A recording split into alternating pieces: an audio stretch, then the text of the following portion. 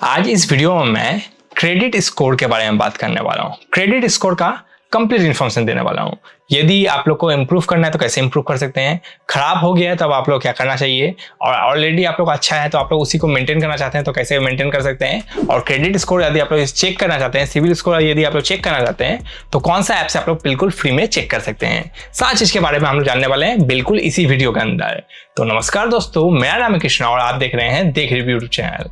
तो चलो चालू करते हैं। तो इस वीडियो में हम लोग क्रेडिट स्कोर के बारे में कंप्लीट इन्फॉर्मेशन जानने वाले हैं। ये 300 से चालू होकर 900 तक का एक स्कोर है जो कि आप लोग को डिसाइड करता है कि आप लोग को लोन अप्रूव होगा कि नहीं, क्रेडिट कार्ड अप्रूव होगा कि नहीं, जो कि बैंक इसको फॉलो करता है।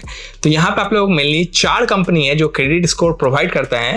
पहला है TransUnion CIBIL, Equifax, Experian, CRI, High Mark. ये आप लोग 4 कंपनी है जो कि क्रेडिट स्कोर प्रोवाइड करता है। इसमें से ये 3 तो थोड़ा कम पॉपुलर है।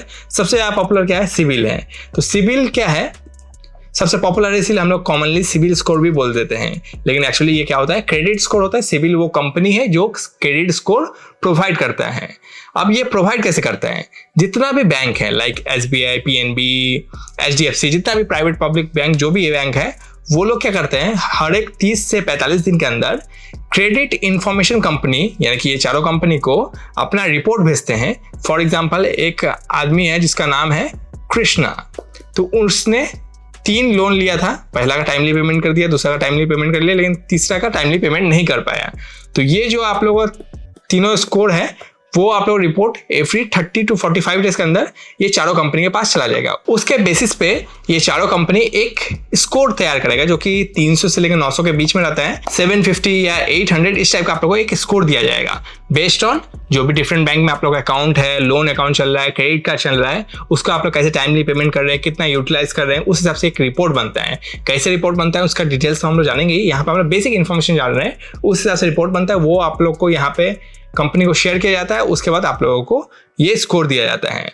तो फॉर एग्जांपल आप लोग SBI के साथ आप लोग का बैंक अकाउंट है और किसी दिन जाते हैं ICICI बैंक के साथ लोन लेने के लिए, तो SBI क्या किया, आप लोग का सारा इन्फॉर्मेशन इन कंपनी को दे दिया है। ICICI बैंक क्या करेगा, इन कंपनियों से पूछेगा कि आप अच्छे आदमी है कि नहीं, टाइमली पेमेंट करते हैं कि नहीं। सारा चीज़ पूछने के बाद उसके बाद ये बताएगा कितना स्कोर है, ये अच्छा आदमी है, टाइमली पेमेंट कर देता है, तो आप लोगों को क्या होगा, क्रेडिट कार्ड या लोन अप्रूव हो जाएगा। तो इस बेसिस पे आप लोगों को सारा credit card and loan approve होता है। तो यहाँ पे हम लोग इसी सब चीज़ के बारे में जानने वाले हैं। फॉर एग्जाम्पल आप लोग कभी लोन पेमेंट नहीं करते हैं, यानी कि आप लोग पहला जो EMI था वो पेमेंट नहीं किए, तो उस केस में क्या होगा कि आप लोग जो अकाउंट रहेगा वो SMA 0 बन जाएगा, यानी कि स्पेशल मेंशन अकाउंट 0। तो ये एक तरीका है बैंक को रिकॉर्ड करने का। यदि प्रिंसिपल या इंटरेस्ट जो भी ड्यू रहता है वो 30 दिन तक रिसीव नहीं होता है तो ये आप लोग अकाउंट को SMA 0 पे मार्क हो जाता है। दूसरा EMI भी नहीं पेमेंट करते हैं तब क्या होगा, SMA 1 हो जाएगा। तीसरा पेमेंट भी नहीं करते हैं तब आप लोग क्या होगा, SMA 2 हो जाएगा। यानी कि 60 से लेकर 90 दिन तक कोई भी पेमेंट यदि रिसीव नहीं होता है बैंक को, तो ये सब यह रिपोर्ट यहाँ पे टैग होते रहता है। 90 दिन के बाद भी यदि कोई भी पेमेंट रिसीव नहीं होता है तो क्या करता है, बैंक उसको लिस्ट कर देता है NPA के हिसाब से। NPA माने नॉन परफॉर्मिंग एसेट। अब NPA क्या होता है, यदि आप लोन या एडवांसेस जो भी आप लोग बैंक से लिए हैं या अदर फाइनेंशियल इंस्टीट्यूट से लिए हैं, वो नॉन परफॉर्मिंग एसेट तब कंसिडर किया जाता है जब आप लोग 90 डेज तक कोई भी पेमेंट नहीं करते, प्रिंसिपल भी नहीं पेमेंट करते, इंटरेस्ट भी पेमेंट नहीं करते हैं, तो वो NPA यानी कि नॉन परफॉर्मिंग एसेट हो जाता है। तो यहाँ पे 4 स्टेज है। ये स्टेज क्यों किया गया है कि हर एक जो 30 to 45 डेज के अंदर रिपोर्ट सेंड करना पड़ता है, उसमें किस टाइप से सेंड होता है। यदि आप लोग पेमेंट नहीं किए हैं तो SMA 0 लिख के जाएगा, 2 बार नहीं करते हैं तो आप लोग 1 लिख के जाएगा, SMA 1 लिख के जाएगा, SMA 2 लिख के जाएगा यदि 90 दिन तक पेमेंट नहीं करते, और NPA लिख के जाएगा जब आप लोग 90 दिन से ज़्यादा हो जाता है कोई भी पेमेंट नहीं करते हैं तब। तो इस हिसाब से ये क्रेडिट स्कोर को ये रेटिंग के हिसाब से सारा इन्फॉर्मेशन जाता है। अब दोनों में अंतर क्या है, SMA अकाउंट या NPA अकाउंट में अंतर क्या है। NPA तो क्या है, नॉन परफॉर्मिंग एसेट हो गया है। जब आप लोग 90 डेज से जाकर नहीं पेमेंट करते हैं तो आप लोगों को NPA डिक्लेयर कर दिया जाता है। लेकिन SMA अकाउंट जब रहता है तो बैंक को एक उम्मीद रहता है कि आप लोग टाइमली हो सकता है पेमेंट कर दीजिएगा, या आप लोग थोड़ा मिस हो गया होगा, थोड़ा लेट हो गया होगा, आप लोग को पेमेंट आ जाएगा। NPA जब हो जाता है तो लगभग 90% बैंक कंसिडर कर रहा है कि आप लोग टाइम पे पेमेंट नहीं कीजिएगा। तो इसलिए ये दोनों का अंतर है। SMA अकाउंट जब रहता है तो बैंक आप लोग को बार बार कॉल करके या SMS करके या मेल करके रिमाइंडर सेंड करता रहता है कि आप लोग पेमेंट कर दीजिए, पेमेंट कर दीजिए, पेमेंट कर दीजिए, क्योंकि आप लोग को बैंक का भरोसा है कि आप लोग थोड़ा दिक्कत आ गया, थोड़ा प्रॉब्लम आ गया, इसलिए आप लोग पेमेंट नहीं कर पा रहे हैं। लेकिन NPA जब हो जाता है तो बैंक एक उम्मीद छोड़ दिया है कि आप लोग से कोई पैसा मिलेगा। SMA अकाउंट एक कैटरपिलर है जो कि बाद में बटरफ्लाई बनेगा, यानी कि NPA अकाउंट बनेगा। यहाँ पे इस टाइप से ही लिखा गया है।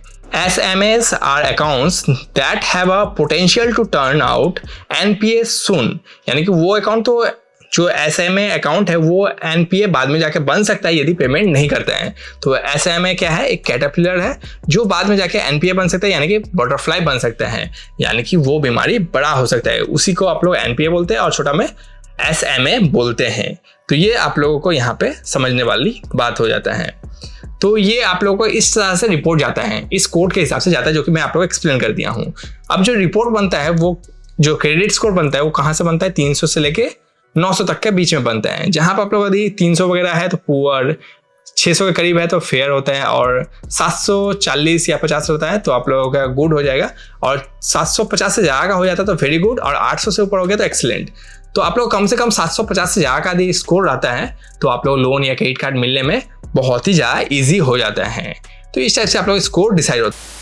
यदि आप लोगों को 740 या 750 है तो कोई प्रॉब्लम ही नहीं है, आप लोग अच्छा स्कोर है, आप लोग कुछ भी करने की जरूरत नहीं है, बस आप लोगों को जो भी टाइमली पेमेंट कर रहे थे वो तो आप लोग करते रहिए। लेट्स सपोज आप लोगों का 700 से नीचे का स्कोर है, तब आप लोग इस स्कोर को कैसे आप लोग इंक्रीज कर सकते हैं। तो 700 से नीचे का स्कोर है, इसका मतलब क्या हो जाता है कि आप लोग या तो कोई ना कोई डिफॉल्ट किए हैं तभी जाके आप लोग को स्कोर कम आया है। तो इसका सबसे बेस्ट तरीका क्या है कि आप लोग यदि सपोज यहाँ पे आप लोग फेल्ड किए हैं तो और सारा लोन लेके आप लोग क्या कीजिए, इस लाइन को बड़ा कर दीजिए, ताकि जो आप लोगों को एक मिस्टेक है वो दिखे ना। यदि ले सपोज आप लोग 4 लोन लिए हैं, 4 EMI पेमेंट किए हैं, उसमें से आप लोग को एक डिफॉल्ट हो गया है, तो क्या दिखेगा, 4 EMI में से 3 पेमेंट किया है, यानी कि 3 पेमेंट आया है, एक फेल्ड हो गया है।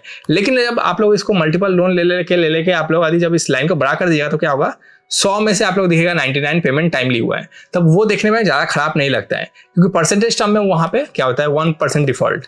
लेकिन 4 में से यदि आप लोग 3 पेमेंट किए हैं तो यहाँ पर 20 इस टाइप का दिखेगा, तो आप लोगों को वो खराब लगता है। तो आप लोग बेस्ट तरीका है कि आप लोग लाइन को बड़ा कर दीजिए, ग्राफ को बड़ा कर दीजिए, ताकि आप लोग को वो जो डिफॉल्ट रहेगा वो मिनिमाइज हो जाए। तो यदि आप लोग डिफॉल्ट कर दिए हैं तो उस टाइम में क्या होगा कि बैंक आप लोगों को अनसिक्योर लोन तो देगा नहीं, आप लोग क्या कीजिए, अप्लाई फॉर सिक्योर लोन, ताकि आप लोग को सिक्योर लोन मिल जाए, आप लोग टाइमली पेमेंट करके आप लोग अपना क्रेडिट स्कोर को इंक्रीज कर पाए। सिक्योर लोन कैसे मिल सकता है, लोन अगेंस्ट FD मिल सकता है, क्रेडिट कार्ड ले सकते हैं FD के अगेंस्ट में, तो वहां पे भी आप लोग रीपेमेंट कीजिएगा तो वहां पे भी आप लोग क्रेडिट स्कोर इंक्रीज होता रहेगा, और वो जो आप लोग क्रेडिट का टाइम लाइन है वो भी इंक्रीज होता रहेगा। इंस्टेंट पर्सनल लोन ले सकते हैं या गोल्ड लोन ले सकते हैं, इस टाइप का आप लोग लोन ले सकते हैं। सिक्योर क्रेडिट कार्ड ले सकते हैं, पे लेटर, अमेजोन का क्रेडिट लिमिट जो सब रहता है वो सब ले सकते हैं, और टाइमली पेमेंट कर सकते हैं। NBFC जो होता है वो थोड़ा कम स्कोर भी रहता है, तभी भी आप लोगों को क्रेडिट कार्ड दे देता है, जैसे बजाज फिनसर्व ऐप सबका है, तो वो सब आप लोग ले सकते हैं। कभी भी आप लोग क्रेडिट कार्ड के लिए या आप लोग लोन के लिए क्रेविंग मत कीजिए। जैसे एक आप लोग को फेल्ड हो गया है या रिजेक्शन हो गया है तो उसके बीच में आप लोग 3 महीना या 6 महीना का आप लोग गैप दीजिए, तब जाकर आप लोग दूसरा क्रेडिट कार्ड के लिए अप्लाई कीजिए। यदि आप लोग फेल्ड कर दिए हैं तो अप्लाई मत ही कीजिए, सिक्योर के लिए कीजिए, बाद में आप लोग क्रेडिट स्कोर इंक्रीज हो जाएगा तब आप लोग अनसिक्योर के लिए अप्लाई कीजिएगा।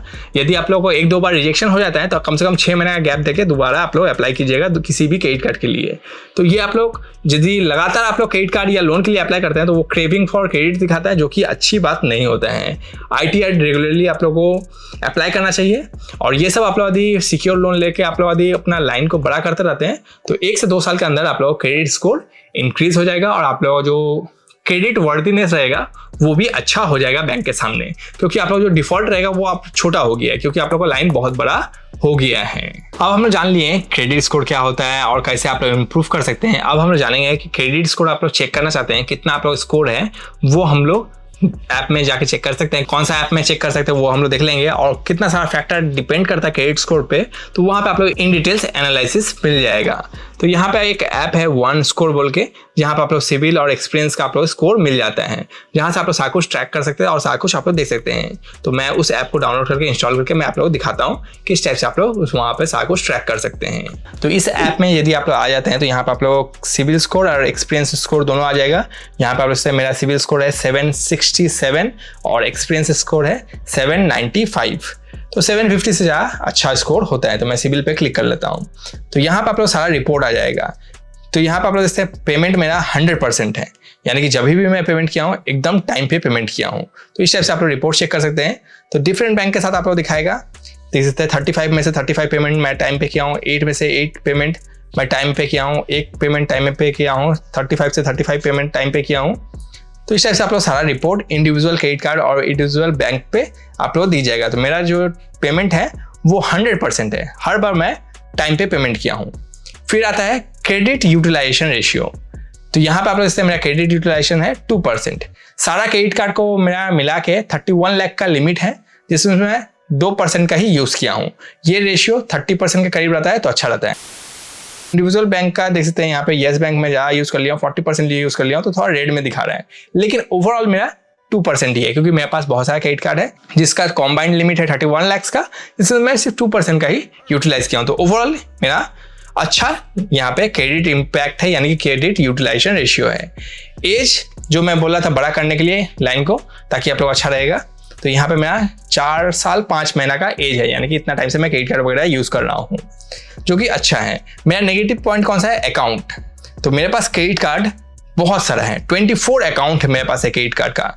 तो यहाँ पर इससे यही एक नेगेटिव पॉइंट मेरा यहाँ पे दिख रहा है, क्योंकि मैं क्रेडिट कार्ड को रिव्यू करता हूँ, आप लोग के लिए कैसे यूज़ करना है इसका टिप्स एंड ट्रिक्स सब लाते रहता हूँ। तो मुझे क्या होता है कि पर्सनली हर एक बैंक का क्रेडिट कार्ड के लिए अप्लाई करना रहता है, जो भी नया क्रेडिट कार्ड लॉन्च होता है उसके लिए अप्लाई करना रहता है। तो इसीलिए मेरा क्या होता है, बहुत सारा क्रेडिट कार्ड मैं अप्लाई कर देता हूँ, जिसके कारण यहाँ पे थोड़ा फेयर दिखा रहा है, नेगेटिव दिखा रहा है, क्योंकि मेरे पास बहुत सारा क्रेडिट कार्ड है।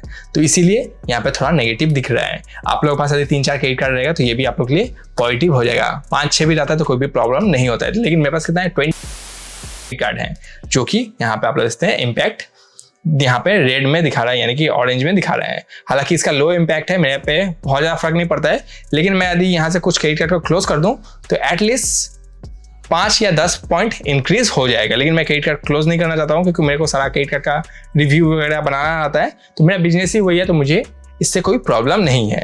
आप लोग बहुत फ्रीक्वेंट इंक्वायरी करते हैं लोन के लिए या क्रेडिट कार्ड के लिए, तो यहाँ पे वो भी इम्पैक्ट आता है। और प्रोफाइल कोई चेक करता है तो वो भी इम्पैक्ट आता है। तो यहाँ पे आप लोग सारा कुछ इन डिटेल्स आप लोगों को सारा कुछ मिल जाता है। सिमिलरली आप लोग एक्सपीरियंस में भी चेक करना चाहते हैं तो यहाँ पे भी आप लोग सारा कुछ मिल जाएगा। तो ये ऐप के थ्रू आप लोग सारा कुछ इन डिटेल्स चेक कर सकते हैं, कैसे आप लोग क्रेडिट स्कोर इंक्रीज करना है, सारा कुछ यहाँ से आप लोग एनालिसिस मिल जाएगा। सारा कुछ मैं इन डिटेल्स बता दिया हूँ। फिर भी आप लोग क्रेडिट स्कोर से रिलेटेड कोई भी डाउट होगा तो आप लोग कमेंट बॉक्स में लिख के आप लोग पूछ सकते हैं, मैं सारा कुछ आप लोग एक्सप्लेन कर दूंगा। तो उम्मीद करते हैं आज का ये डेप्थ एनालिसिस वाला वीडियो पसंद आया होगा। पसंद आया तो आप लोग लाइक कीजिए, कमेंट कीजिए। आप लोग यदि कोई भी डाउट हो तो आप लोग कमेंट कर सकते हैं, और चैनल को सब्सक्राइब करना बिल्कुल मत भूलिएगा, क्योंकि मैं इसी टाइप का इंटरेस्टिंग वीडियो सब लाते रहता हूँ। नेक्स्ट टारगेट है 40,000 सब्सक्राइबर जल्दी से रीच करना। तो आप लोग चैनल को सब्सक्राइब कर दीजिए ताकि हम लोग का 40,000 सब्सक्राइबर जल्दी से रीच हो पाए। तो धन्यवाद चैनल को सब्सक्राइब करने के लिए। तो मिलते हैं किसी इस टाइप का इंटरेस्टिंग वीडियो के साथ, तब तक के लिए गुड बाय।